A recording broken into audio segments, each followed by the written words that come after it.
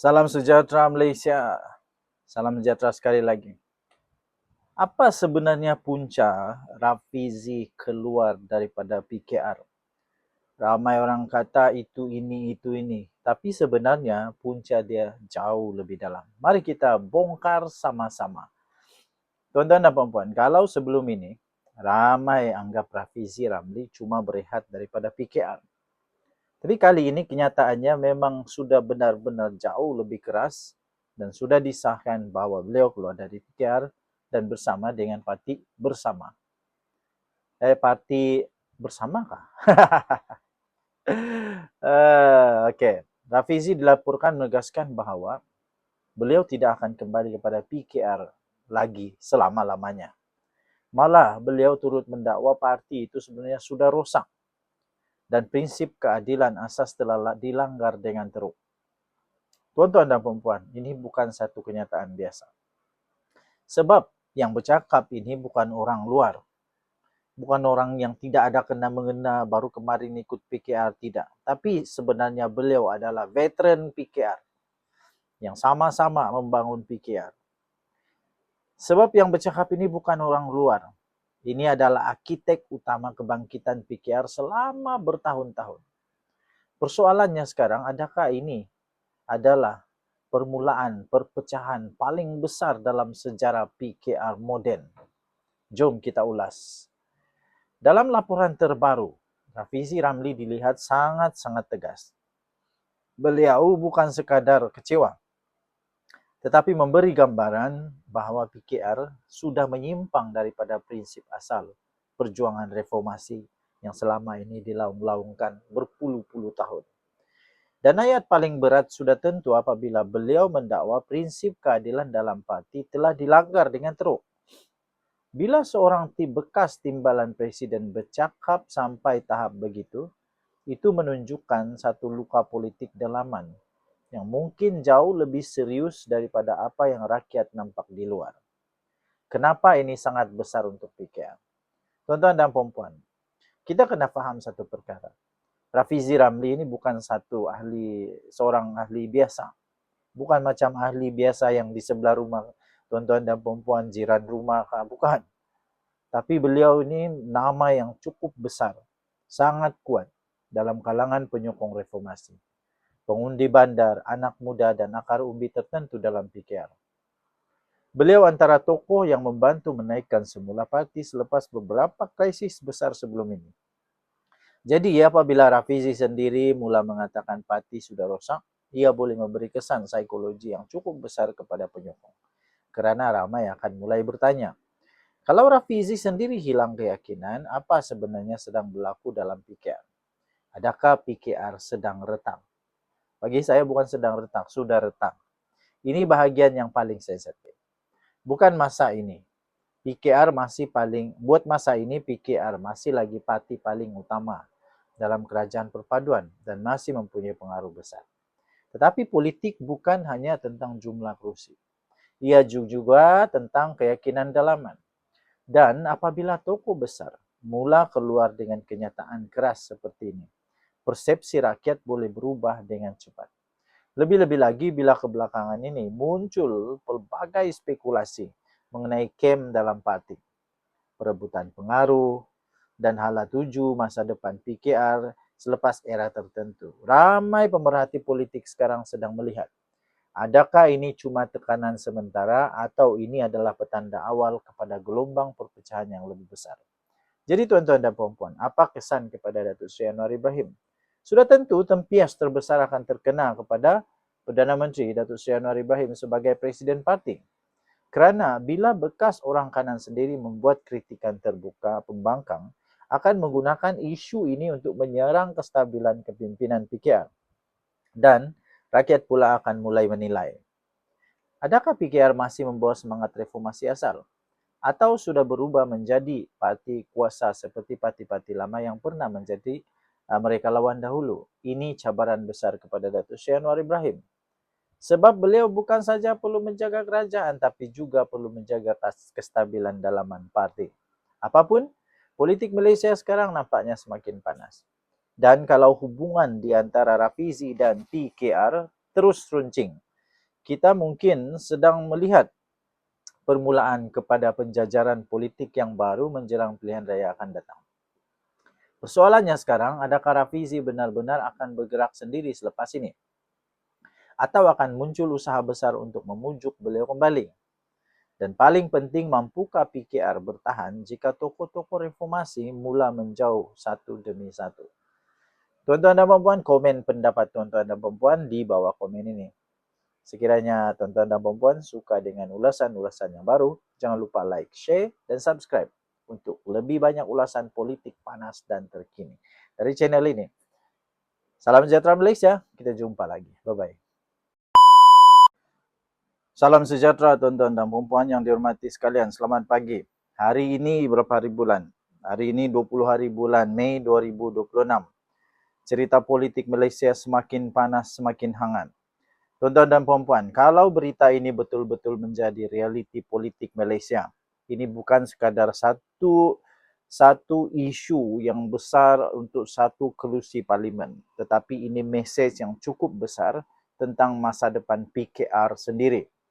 Hari ini kita dikejutkan dengan satu laporan bahawa Datuk Seri Anwar Ibrahim, Perdana Menteri Malaysia kita, dikatakan memberi mesej supaya kerusi Parlimen Pandan yang sekarang ini masih lagi dipegang oleh Rafizi, tetapi Rafizi sudah pun meletak jawatan menurut laporan-laporan, mesej supaya kerusi Parlimen Pandan mesti menjadi milik PKR. Dan ini kenyataan yang didedahkan oleh Tengku Zafrul sendiri. Tuan-tuan dan puan-puan, apa sebenarnya yang sedang berlaku? Kenapa Pandan sekarang ini tiba-tiba menjadi begitu penting? Dan adakah ini petanda wujud pergolakan dalaman menjelang pilihan raya akan datang? Ini bukan satu lagi soalan, bukan satu lagi teka-teki, ini memang sudah benar-benar berlaku. Jadi jom kita ulas bersama-sama. Apa yang berlaku? Menurut laporan ini, Tengku Zafrul menyatakan bahawa Perdana Menteri Datuk Seri Anwar Ibrahim mahu untuk memastikan kerusi parlimen untuk terus kekal di bawah PKR. Kalau kita tengok secara politik, ini bukan satu kenyataan biasa. Tetapi ini satu kenyataan kerana yang sangat penting, kerana Pandan ini bukan kerusi yang kecil. Kerusi Pandan adalah antara kawasan simbolik PKR sejak lama dahulu. Dan nama paling besar yang dikaitkan dengan Pandan sudah tentu Rafizi Ramli. Jadi apabila muncul kenyataan seperti ini, ramai yang mulai bertanya, adakah PKR sedang cuba mempertahankan kubu kuat mereka? Atau adakah sesuatu yang sedang berlaku di belakang tabir? Kenapa Pandan sangat penting, tuan-tuan dan puan-puan? Dalam politik ada kerusi yang bukan sekadar kawasan pilihan raya. Ia adalah lambang kuasa, lambang pengaruh, dan ia juga melambangkan survival party. Dan Pandan adalah satu simbol besar untuk reformasi PKR dari dulu sampai sekarang. Kalau PKR hilang di Pandan, kesannya bukan sekadar kehilangan satu saja MP semata-mata. Ia boleh memberi satu persepsi yang persepsi bahawa pengaruh PKR mulai retak di kawasan bandar dan pengurus dan pengundi kelas pertengahan. Tambahan pula, sejak kebelakangan ini banyak sekali spekulasi muncul mengenai hubungan dengan beberapa pemimpin utama dalam PKR sendiri. Jadi, bila Datuk Seri Anwar Ibrahim sendiri dikatakan mahu memastikan Pandan ini tetap kekal menjadi milik PKR, itu menunjukkan kerusi ini dianggap sangat-sangat strategik. Tuan-tuan dan puan yang dihormati sekalian, persoalannya ialah apa maksud politik di sebalik kenyataan ini? Sekarang kita masuk bagian yang paling menarik. Dalam politik Malaysia, bila seseorang presiden parti mula bercakap tentang memastikan suatu kerusi kekal milik parti, biasanya ada dua kemungkinan besar. Pertama, parti sedang risau kerusi itu boleh terlepas. Kedua, sedang berlaku perebutan atau terjadinya ada rundingan dalaman. Dan ini yang sedang diperhatikan ramai pemerhati politik sekarang ini. Tuan-tuan dan puan-puan, adakah akan berlaku perubahan calon? Of course, Rafizi tidak akan ditanding lagi sebab dia sudah parti lain. Adakah akan ada tokoh baru? Atau adakah PKR sedang cuba mengawal gelombang dalaman sebelum ia menjadi lebih besar? Yang pasti, Kenyataan seperti ini jarang keluar tanpa sebab politik yang kuat. Persoalan seterusnya ialah kesan kepada politik negara kita. Kalau ini terus berkembang, ia boleh menjadi kesan yang cukup besar kepada imej kerajaan perpaduan dan PKR sendiri. Kerana rakyat sekarang sedang memerhati. Adakah PKR masih benar-benar stabil? Adakah reformasi masih kuat? Adakah parti itu sedang menuju yang fasa dikatakan persaingan dalam yang cukup serius? Dan satu lagi perkara penting yang harus kita fikir, hayati, kita perlu renungkan ialah pembangkang pasti akan menggunakan isu seperti ini untuk menyerang naratif kestabilan kerajaan. Sebab dalam politik, persepsi kadang-kadang lebih kuat daripada realiti. Sebagai penutup, tuan-tuan dan puan-puan, apapun kita tunggu perkembangan seterusnya. Tetapi, satu perkara yang jelas, bila nama Pandan mula disebut secara terbuka oleh pemimpin tertinggi, itu bermaksud ini bukan lagi isu yang biasa. Ia sudah menjadi simbol masa depan dan arah sebenar PKR. Persoalannya sekarang, adakah PKR mampu mempertahankan Pandan tanpa konflik besar yang berlaku? Sudah pasti sudah ada konflik berlaku sekarang. Atau ini permulaan besar kepada drama politik yang lebih besar selepas ini? Komen pendapat tuan-tuan dan puan-puan di bawah tempat komen. Dan sekiranya tuan-tuan mau supaya ada ulasan politik yang baru, jangan lupa like, share, dan subscribe. Kita jumpa lagi. Selamat pagi Malaysia. Bye-bye. Sebelum saya teruskan, izinkan saya untuk berkongsi manfaat sesama kita. Bagi anda yang sedang berikhtiar kerana ada sakit penyakit 3 serangkai, kencing manis, buah pinggang, darah tinggi, kolesterol, gout, apa saja penyakit termasuk penyakit saraf, penyakit lelaki, penyakit perempuan, kanser, mata, hati, apa saja. Saya ingin kongsikan produk daripada 4Life Research, Transofactor. Produk ini adalah produk saintis yang boleh meningkatkan imun badan anda sehingga 437% kekuatan imun badan. Ini boleh membantu kita untuk melawan penyakit dan boleh sembuh dengan kekuatan imun badan. 4Life ada banyak produk, okey, bukan ini satu saja. Ada banyak contoh-contoh produk dia. Contohnya ini produk nama dia Glucoach. Glucoach ini khas untuk yang kencing manis. Kemudian glutamin pun ada, kemudian untuk mata pun ada, macam-macam ada. Okey, jadi dia boleh meningkatkan imun badan anda sehingga 437% kekuatan melawan penyakit. Ianya sangat terbukti dengan laporan daripada saintis membuktikan bahawa ia ialah miracle molecule. Ini bukan produk tepi jalan. Ini produk saintis sangat-sangat berkesan. Sudah terbukti secara klinikal. Sudah dikaji. Terbaik. Dan juga telah diterima oleh doktor-doktor di seluruh dunia. Telah masuk di dalam Physician Desk Reference. Dia adalah bukan dadah. Tidak ada kesan sampingan. Kementerian Kesihatan Malaysia juga telah menerima Transofactor sebagai selamat dan boleh diambil oleh sesiapa sahaja. Paling bagus, dia bukan sahaja ada testimoni beribu-ribu, berpuluh-puluh ribu, malahan juga dia ada clinical abstract. Transofactor clinical abstract ini keputusan kajian saintis yang telah dilakukan di serata dunia. Bagi anda yang sangat memerlukan, sila dial nombor telefon tertera di atas. Dia akan berhubung dengan anda. Jangan telefon dia, sila WhatsApp dia. Kerana jika anda telefon, dia tidak sambut. Okey? Anda WhatsApp, dia akan jawab. Alright. Terima kasih tuan-tuan dan puan-puan kerana sudah menamatkan video ini dengan baik sekali. Saya ingin kongsikan beberapa buah buku yang sangat menarik. Ini saya sisipkan. Yang pertama, Muslihat Mahathir. Sekiranya anda berminat untuk melihat bagaimana Muslihat Mahathir yang dituliskan di dalam buku ini, anda boleh baca ini untuk menambahkan pengetahuan anda, untuk anda tahu siapa Mahathir yang sebenarnya. Buku ini sangat luar biasa. Ketika saya membaca, saya terkejut. Wow! Dan saya semakin berilmu. Buku yang kedua yang saya ingin kongsikan pada anda ialah Pemikiran Tun Mahathir. Ini ditulis oleh seorang pakar yang sangat-sangat luar biasa, merungkai. Dia kasih pecah semua pemikiran Tun Mahathir. Ini bukunya yang sangat luar biasa. Sekiranya anda mau tahu macam mana Mahathir punya cara berfikir, ini dia. Dan yang ketiga, buku yang saya ingin kongsikan bagi Anda ialah tajuk dia Paradise Lost, Mahathir. Okey, ini dia beritahu bagaimana paradise itu surga yang diwar-warkan di Malaysia nampaknya sudah hilang menurut Mahathir. Ada buku ni, kalau anda berminat untuk beli, tekan, ada di Shopee. Okey, saya bagi link dia. Alright.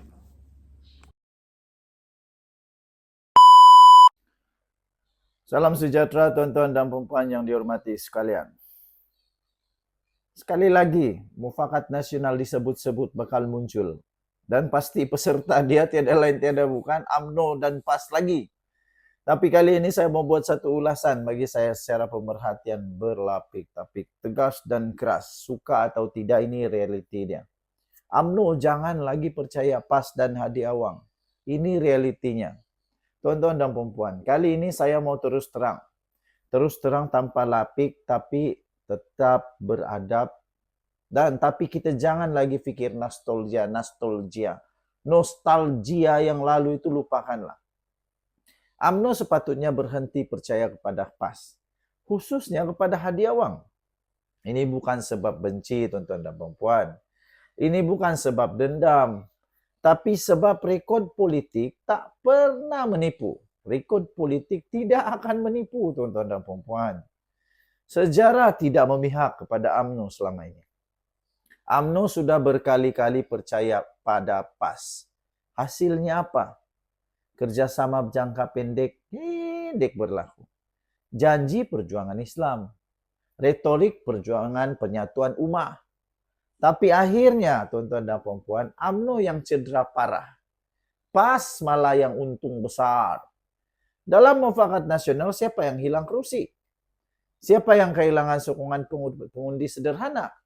Jelas, jawabannya jelas. UMNO yang cedera parah. UMNO. Jadi siapa sebenarnya PAS, tuan-tuan dan puan-puan? PAS ini, pada saya, PAS bukan satu rakan strategik yang baik.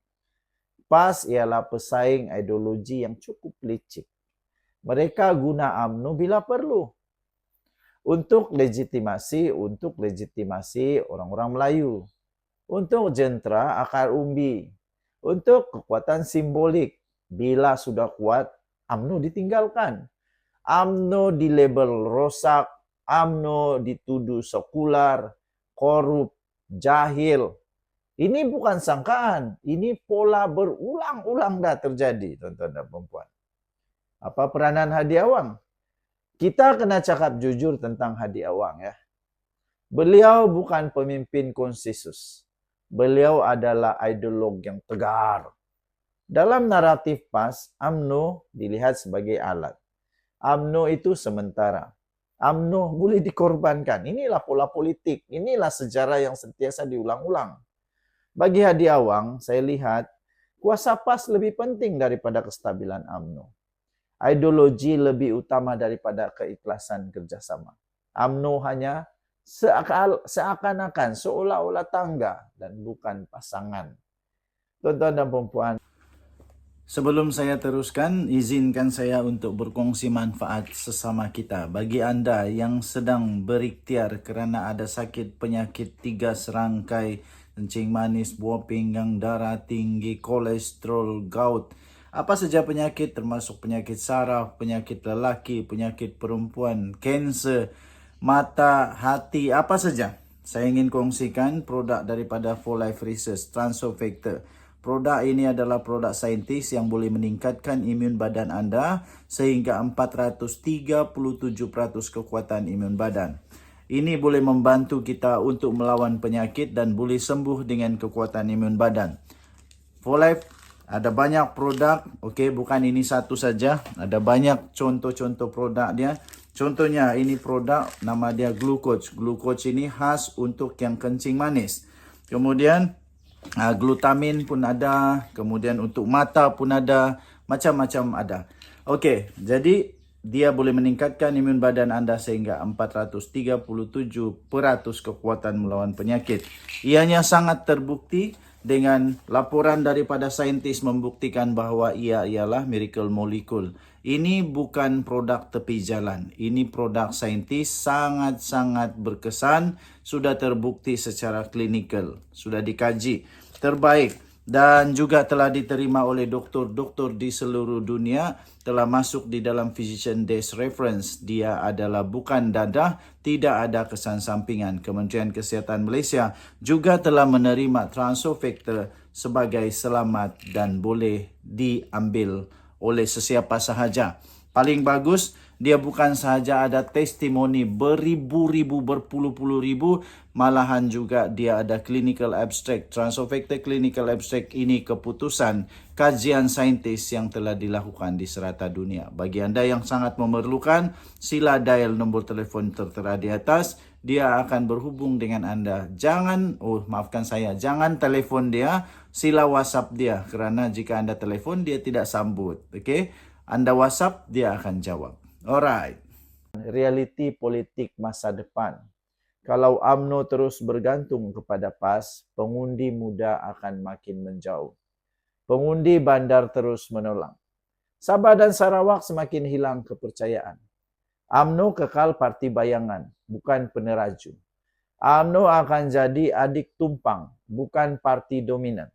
Sedangkan PAS tidak pernah berniat untuk menjadikan UMNO dominan semula. Sebagai penutup yang tegas tuan-tuan dan puan-puan, ini ayat paling penting. PAS tidak perlukan UMNO yang kuat. PAS hanya perlukan UMNO yang lemah. Kalau UMNO mau bangkit atas kaki sendiri. Bina identiti sendiri. Bercakap dengan rakyat, bukan mimbar ideologi. UMNO perlu rakan yang jujur dan setara. Bukan sekutu yang hanya menunggu masa menikam dari belakang. Cukuplah jadi mangsa nostalgia dan slogan kosong selama ini. UMNO hanya akan hidup bila berhenti percaya kepada orang yang tidak pernah setia kepadanya. Tuan-tuan dan puan-puan, tinggalkan komen anda. Apa pendapat tuan-tuan dan puan-puan dengan apa yang saya katakan ini?